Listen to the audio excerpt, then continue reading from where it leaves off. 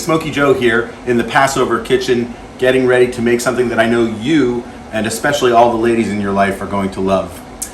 Chocolate mousse. So it's really important to me when I make chocolate mousse that I work with very high quality chocolate. Right now we have a noir chocolate that's about 64% cocoa mass. You could get a higher cocoa mass chocolate. You could get a lower cocoa mass chocolate. If you get a higher percentage of cocoa mass, you'll need to use more sugar because it's more chocolate but less sugar. If you get a lower cocoa mass, you're going to need to use less sugar because it already has more sugar in it. Okay? So in our recipe, we've got eggs, and we're going to separate those. We've got 9 eggs. We've got 2 cups of sugar. We've got a pound of chocolate. We've got 6 ounces of margarine, and we've got a half a cup of water. There are going to be some other ingredients as we go along, but that's how we're going to start the recipe. And right now I'm going to show you how to separate eggs. So you'll remember that I told you that the 2 most important pieces of equipment in your kitchen are your hands. Okay? So here we go. Okay? It is very important when you do this that the yolk be completely just the yolk without any white, and the whites are just the whites. Okay? And there is the yolk. You can't get any yolk into your whites, and you can't get any whites into your yolks, or else you're going to have a problem with the mousse.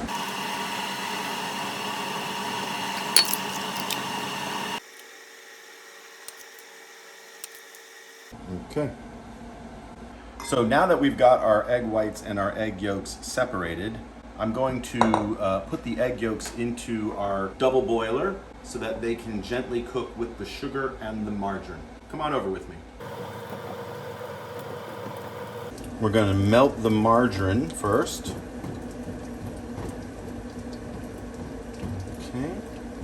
By placing the bowl on top of the pot of water, we're able to get a more gentle heat that's a little more readily controllable. Okay? And our margarine is almost entirely melted, and we're going to add 1 cup of sugar to that and just keep stirring that in. Okay. And we're going to add a half a cup of water.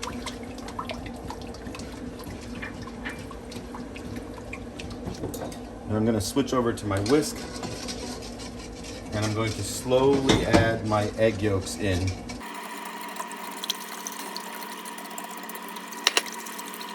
I'm just going to keep on whisking that. Okay, the temperature is going to gently rise on that. When it reaches 160 degrees, then I'm going to add in the chocolate. We're at 130 already. Okay, so our yolk and sugar mixture is just ready at about 160 almost. Give it a second or 2, and we are ready to add the chocolate.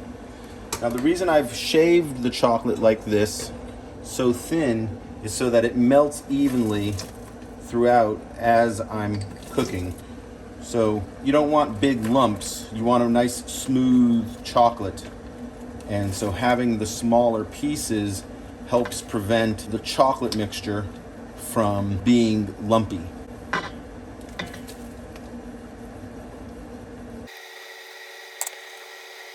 So the chocolate is getting noticeably thicker. The whisk is stirring more slowly through the chocolate.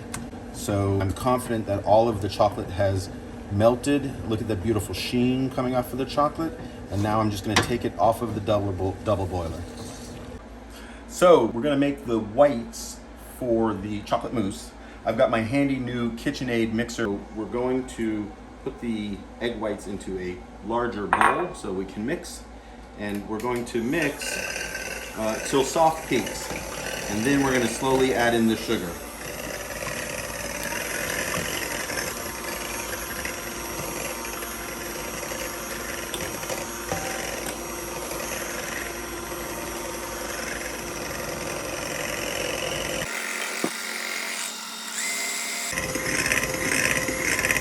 So we're getting close to the soft peaks, but not really. I mean, it's still gonna be another minute, but when it happens, it'll happen pretty quickly, and you don't want to pass it by.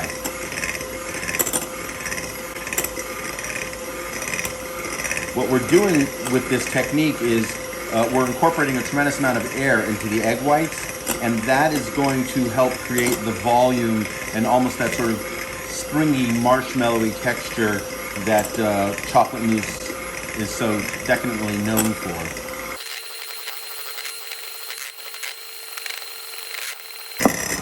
Okay, we're at that point. We're just a little bit before soft peaks, and I'm going to start adding in the sugar. Just a little bit at a time.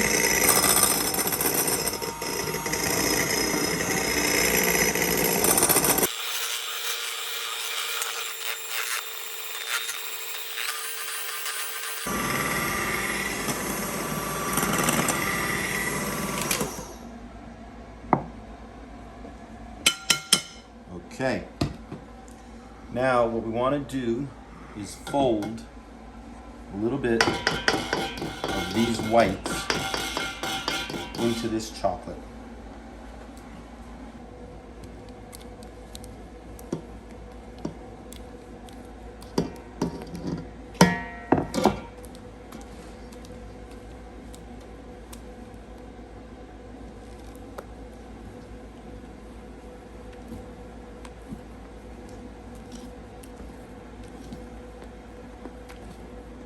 Just keep mixing until you don't see any more of the white striations going through the chocolate. We're going to just keep folding more and more whites in and mixing and just being very delicate about it, very gentle.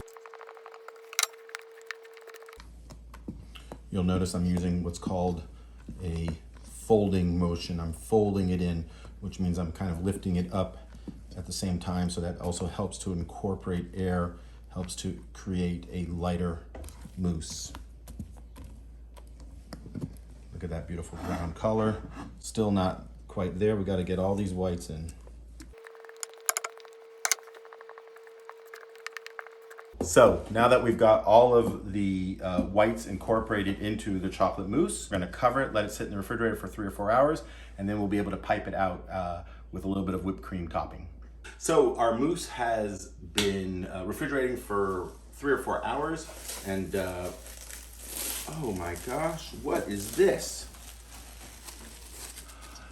I just want to let you know that we can send this to Quantico and they can figure out whose fingerprint this is in the chocolate mousse.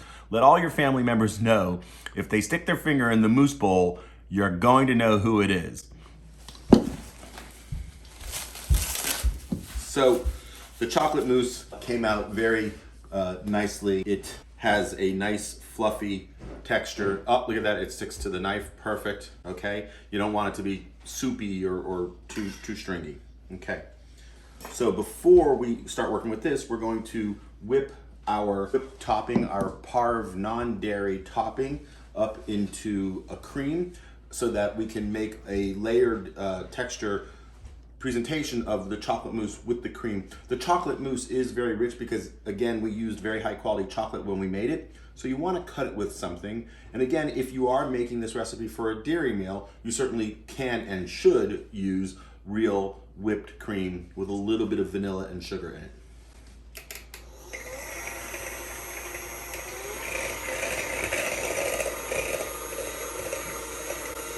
I've used pretty much all of the various types of whipped topping, and they all pretty much work the same way. So just use whatever brand you are particularly fond of.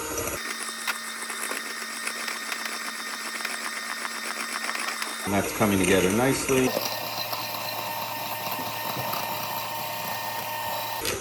Excellent.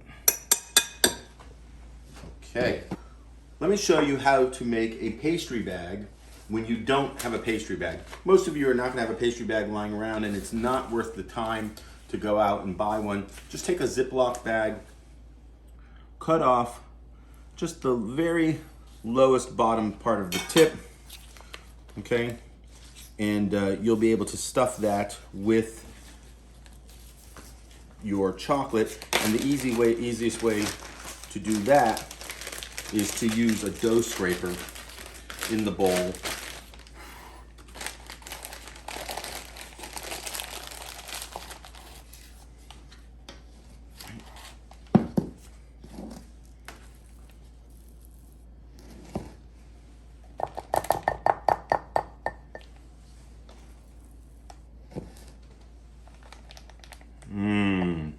This recipe makes enough chocolate mousse for about 10 people, okay?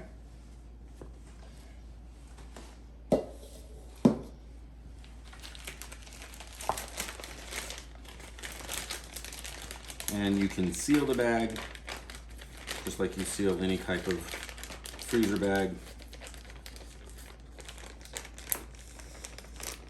Okay, we've got these really cute, delightful little glasses. That's an important part of the presentation. It makes the whole experience so much more enjoyable.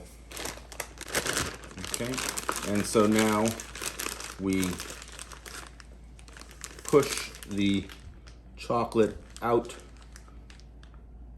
Oh, it's working perfectly. Look at that. Okay, and you can make like a little spiral.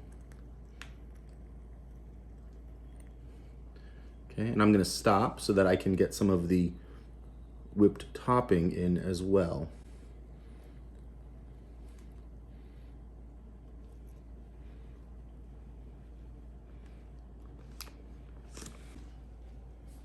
Okay, and I'm just gonna do the exact same thing with my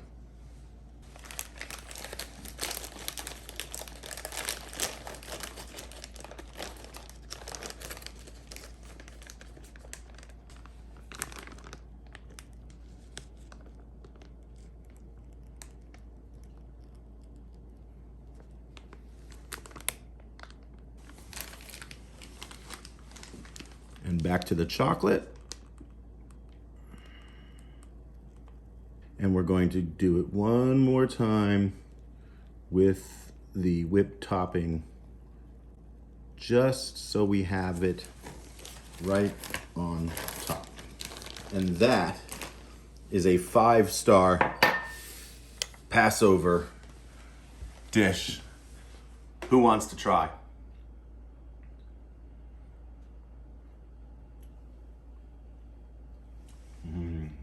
The chocolate is so wonderful. This is the right portion size. It's about 2 ounces. The whipped cream cuts it a little bit. The texture is so delightful. Love this on Passover. Chag Sameach, Zis and Pesach. Thanks.